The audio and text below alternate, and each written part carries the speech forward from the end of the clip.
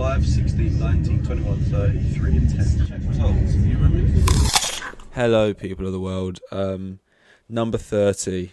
30 feels like a big number, big round number. Number of episodes, midlife crisis number. We've hit that number today, and it's a good day, man. It's a good day. Anyway, as for this, welcome back. Obviously, this is a pod a day. Where as we say in the title, it's one of these a day, and I've decided I want to try and add a little bit more structure to these, a little bit more like, what's the word? No, what's not skits? What's that? Segments. I always forget the word segments. And not nothing huge, but so far I think at the beginning of each one, I want to read out to you a quote. Now, this quote is going to be a quote of a famous actor. Big into acting at the moment and just sort of films in general. So I thought I want to read out a quote from a different actor, and I might like the quote, not like the quote, have something funny to say about the quote. Maybe the quote is just dumb. Maybe the quote is great. I don't know. Doesn't matter. I'm going to read out a different quote, different actor. I'll read it out to the beginning. We'll talk about it maybe for like 30 seconds. And then at the end, I'll tell you who said the quote. You can maybe have a little guess along. It's a little fun little game. Make a little game out of it. But yeah, so I'll read the first quote here. This is the first one I've picked out for today. I saw it on Instagram. I was just like, I think I want to start with this quote. So I'll read it to you. And you probably heard this before. I think this is quite a famous quote. Maybe. Maybe you're good at this game. Maybe you're not. We're going to find out. Okay. If you love two women at once, pick the second woman. If you loved the first that much, you wouldn't have fallen for the second anyway. And that's the first quote there. A quote, and I know this is such a classic "you're fun at parties" thing to do, you know, the little like actually thing. But actually, is there a film called Actually? They should, well, Love Actually. They should make one. Anyway, let's stop tangenting.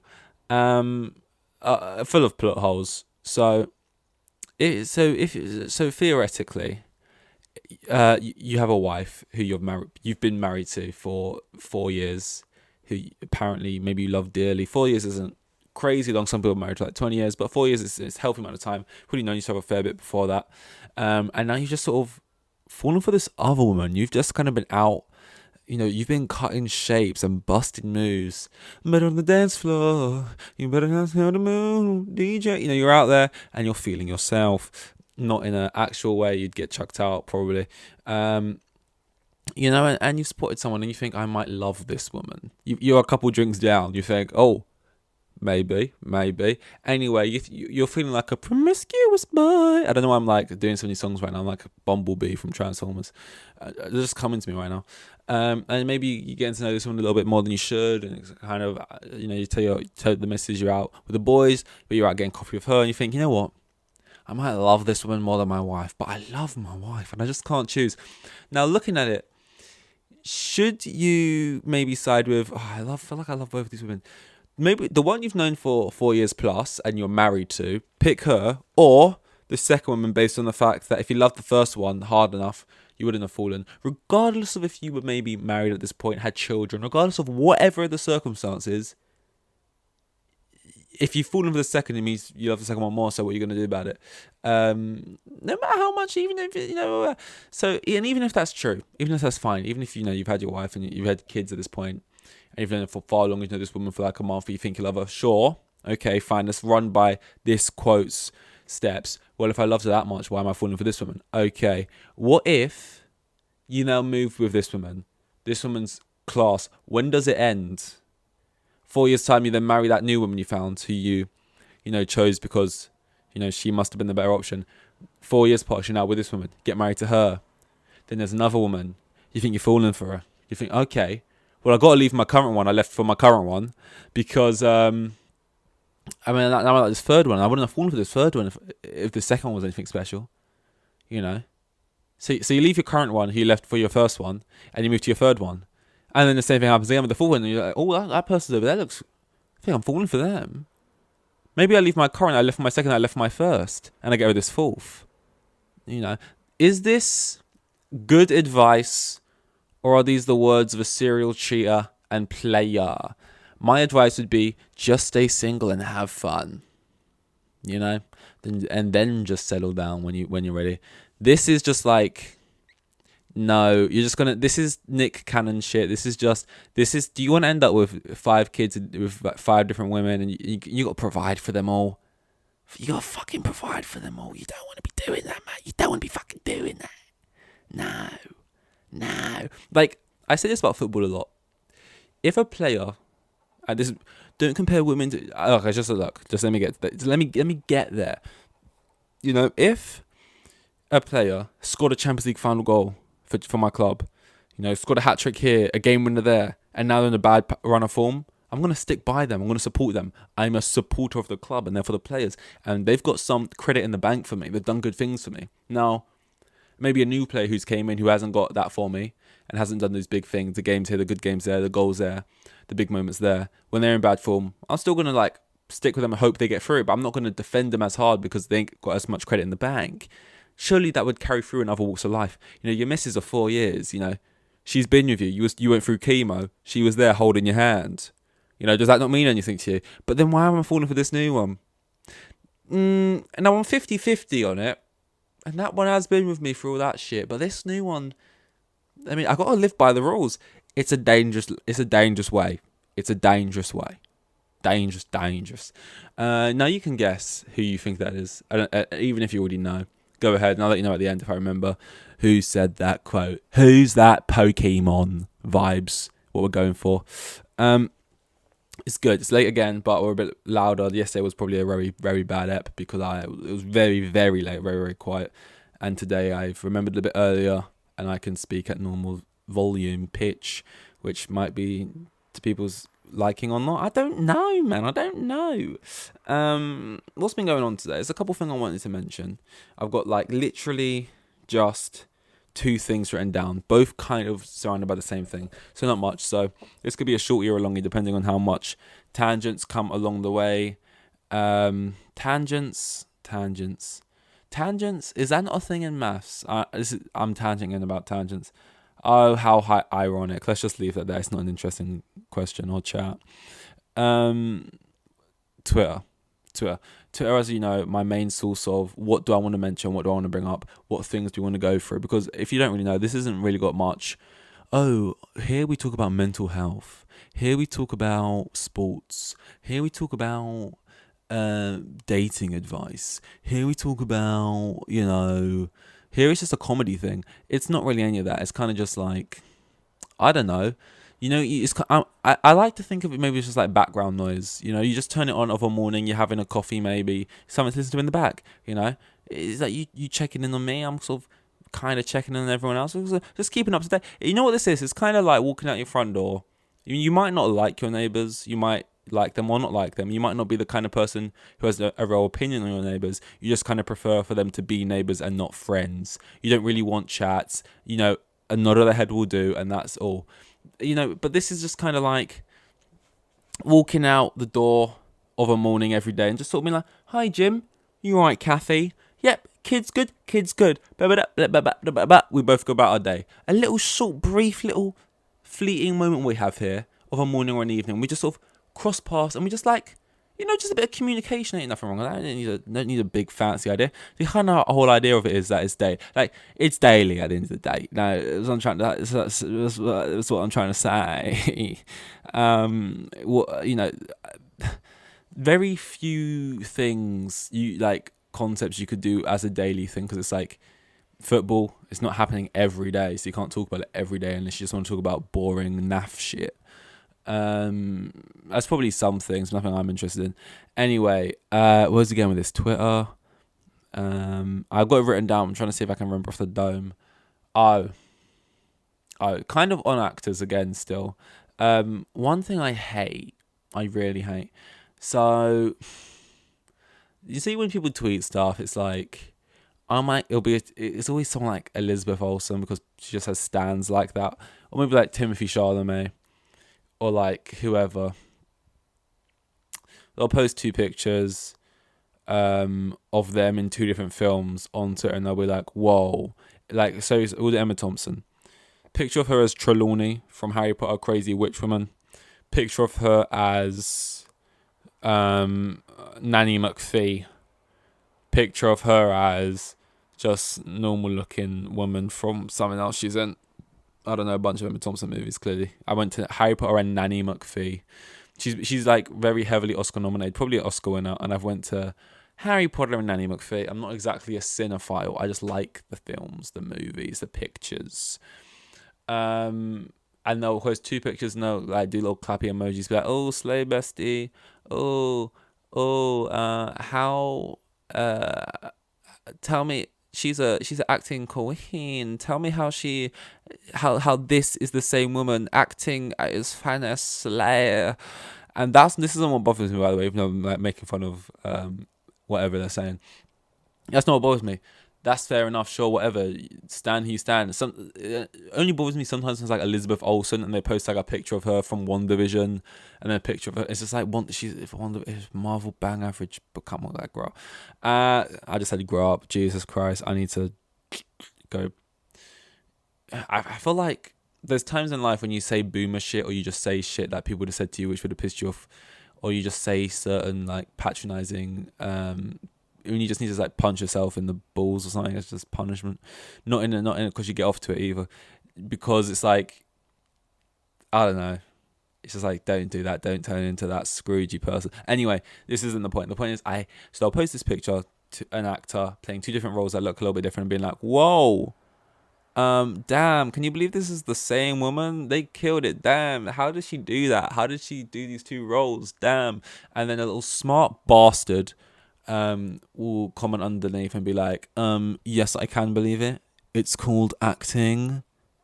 Oh, you're fucking hilarious, yeah. You're fucking funny. Or you're just a fucking smart ass. I don't know what vibe you're going for there.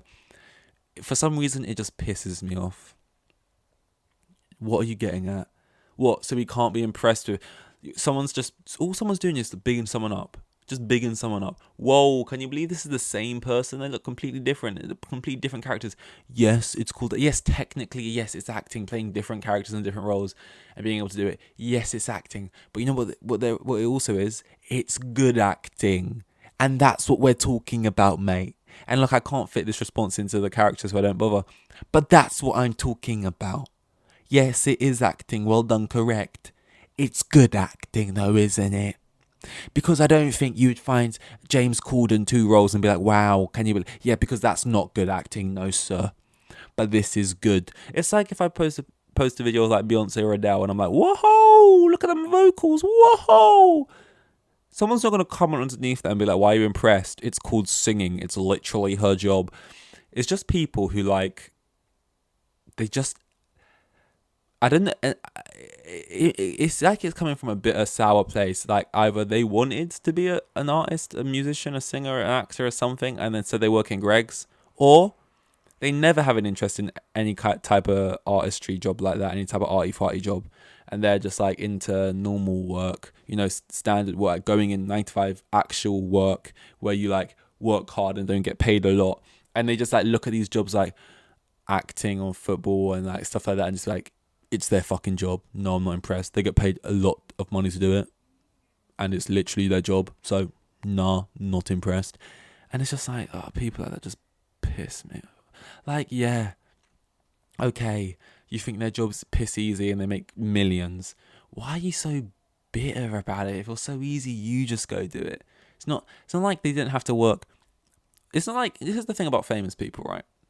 It's for them... People like...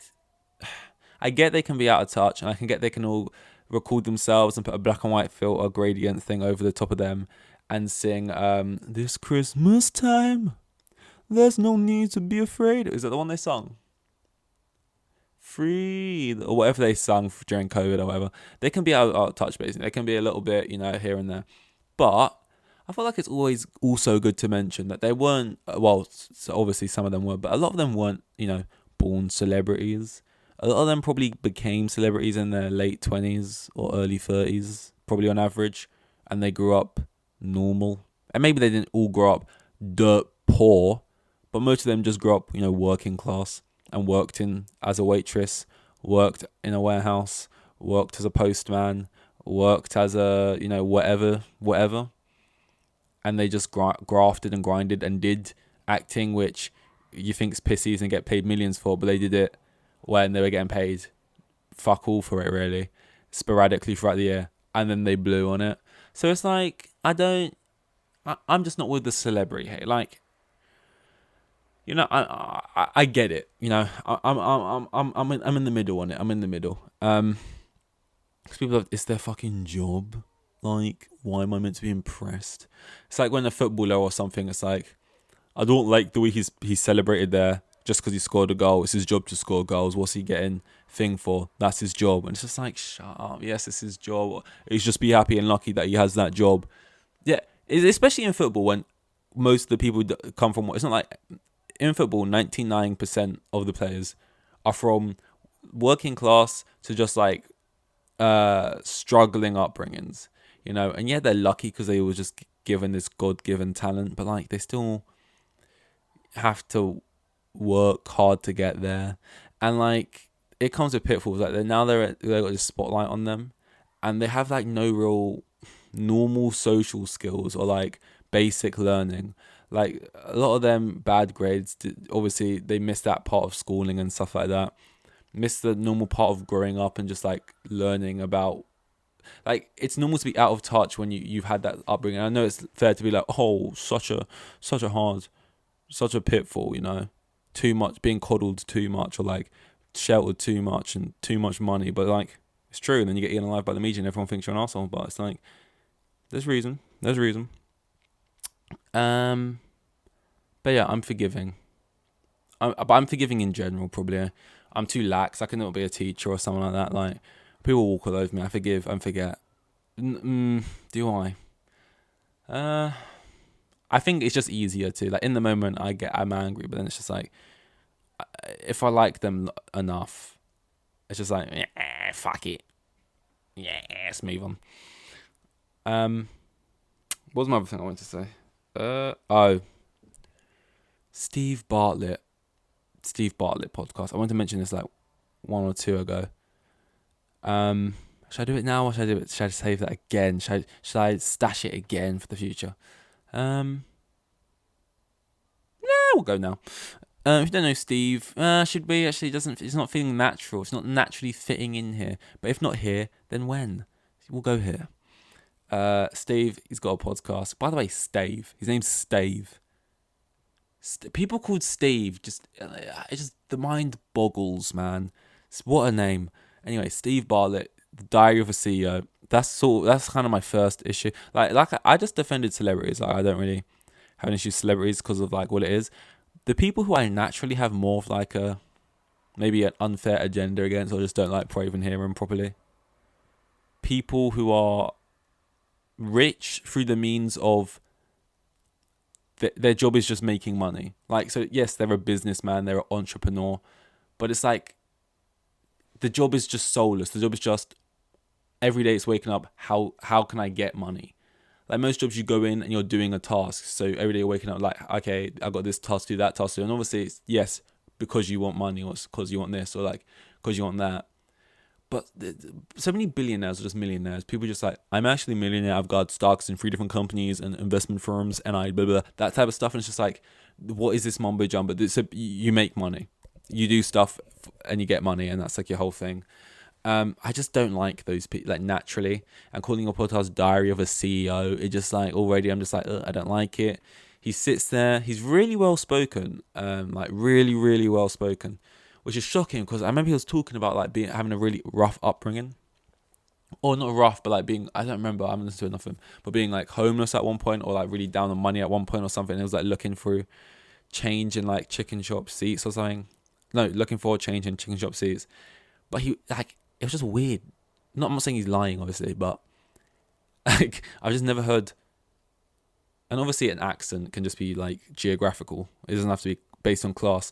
But he was like, yeah, no, I grew up really hard, and there was times where I was homeless and I was looking for money in between seats, and it was just really jarring.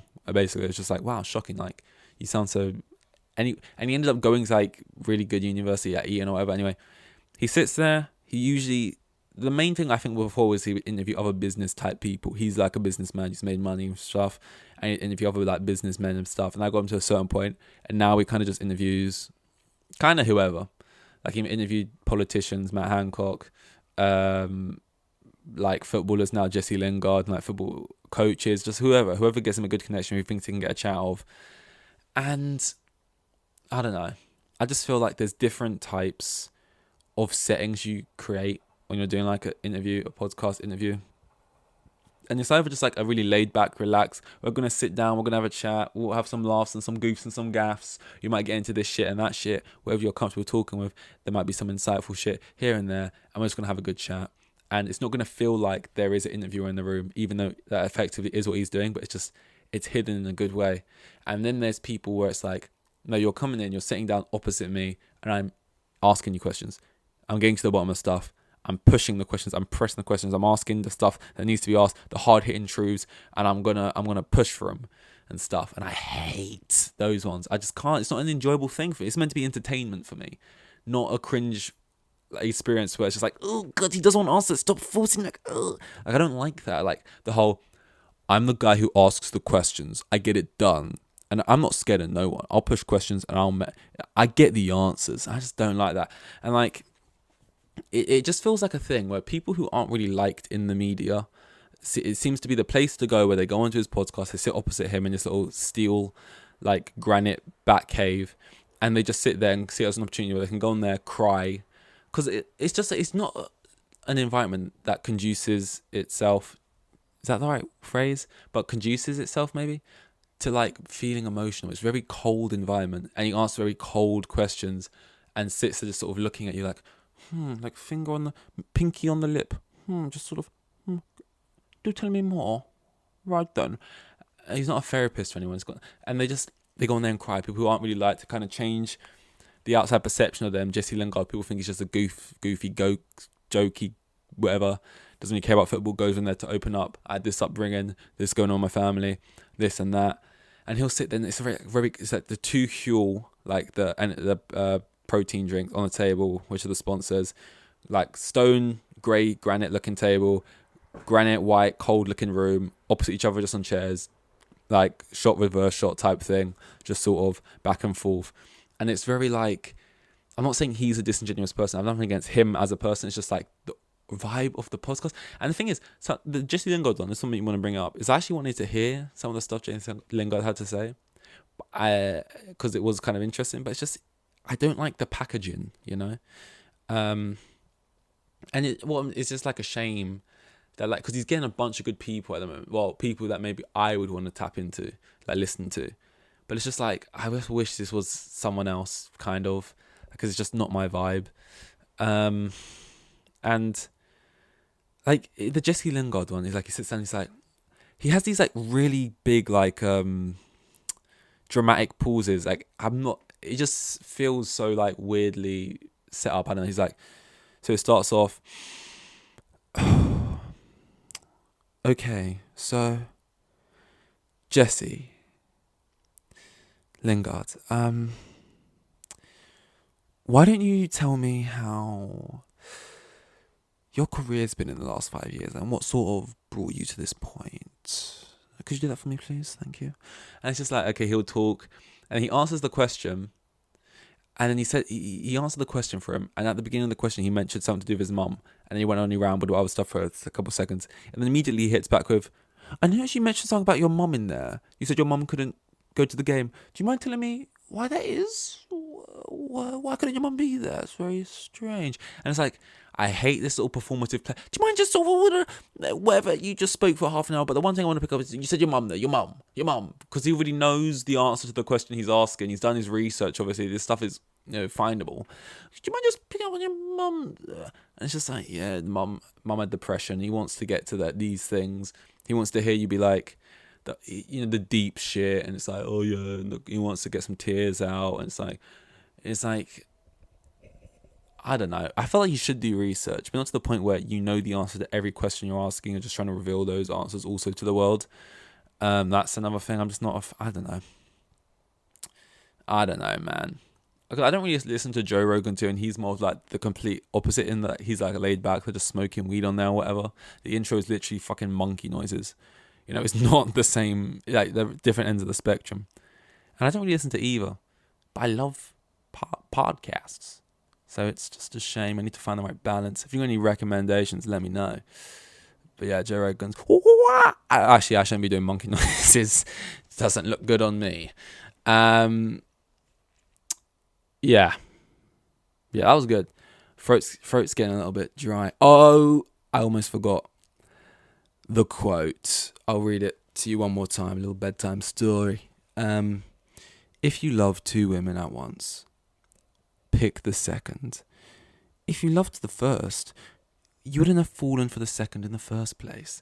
Yeah, those are the deep, famous, and poignant words of Johnny Depp. Well done. Oh, if only I had a little soundboard, I could do a little clappy things if you got that right, and a little baby tomatoes if you got it wrong. It was Johnny Depp. Johnny Depp, obviously, this quote was probably made. And let's take it relationship advice from the man whose relationship was all over our screens in court. Yeah, I've got nothing against Johnny Depp. Why am I getting so aggro? That I'm just trying to be funny, I guess. Trying. Yeah, that's all right. So this is 30. Goody. We'll try and keep that going. Add some more stuff in there. Little segments. I always forget again. Out in the future. But yeah, we'll keep that one going. 30. On to 31. With the kids. And I've got 3 kids. And the geezer was probably on like maximum 20 bags a year. Like the most boring bloke you'll ever meet. Like,